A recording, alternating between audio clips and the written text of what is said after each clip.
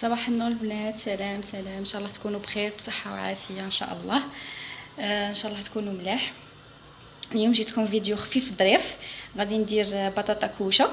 اول حاجه راح نقدم لكم المقادير. هنا عندي بطاطا يعني 3 حبات كبار على حسب افراد العائله.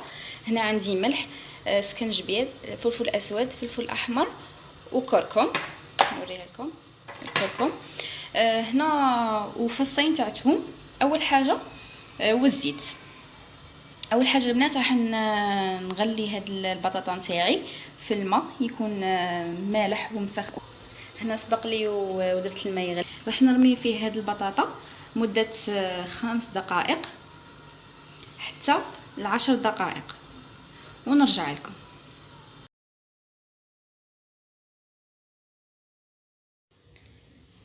هاني رجعت لكم البنات من بعد ما فيضنا البطاطا نتاعنا. كما راكم تشوفوا راهي طايبه نص طياب. غادي نضيف لها الزيت والتوابل.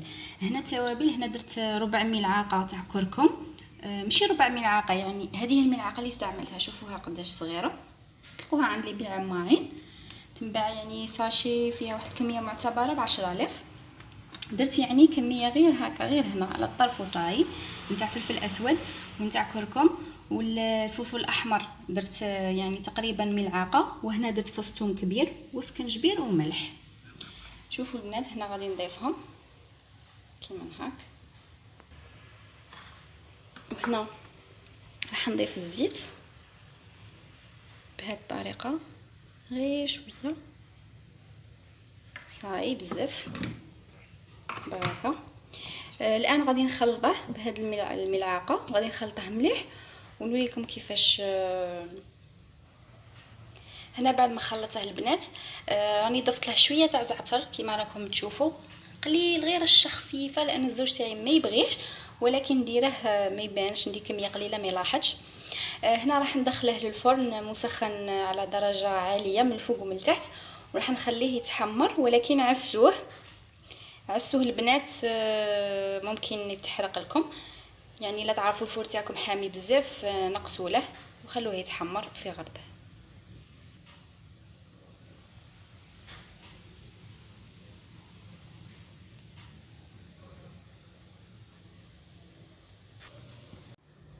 هاي البنات البطاطا نتاعنا كما راكم تشوفوا. هذا وين خرجتها، راهي تشهي ما شاء الله. تنجموا ترافقوها مع مثلا سلطه، مع اسكالوب تاع الدان تاع الدجاج كيما بغيتوا البنات. انا اليوم درتها هي، ودرت الفلفله نبغيها نموت عليها توحشتها، ودرت كفته ايضا. سمحوا لي بدات الكفته ما شاركتهاش معاكم لانه كنت سبق لي ومحضرتها، يعني غير جبتها ديكونجليتها وطيبتها.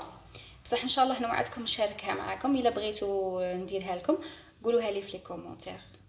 ان شاء الله تعجبكم الوصفه وتجربوها، خفيفه ظريفه كي بحالكم شديروا ديروها. البطاطا كاع الناس تبغيها خاصه الاطفال. ان شاء الله تنال اعجابكم، والى اللقاء.